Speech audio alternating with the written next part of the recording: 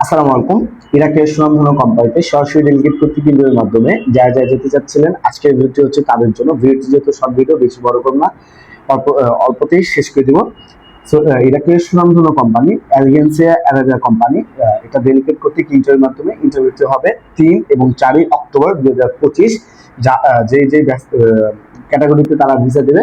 প্রথম হচ্ছে ক্লিনার, যার বেসিক স্যালারি হচ্ছে $800 থাকা থাকা কোম্পানি খাবার নিচ।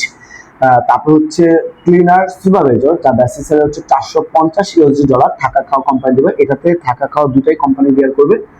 এখন আসেন বয়সসীমা বা যোগ্যতা। অবশ্যই আপনাকে 8 ঘন্টা ডিউটি করতে হবে।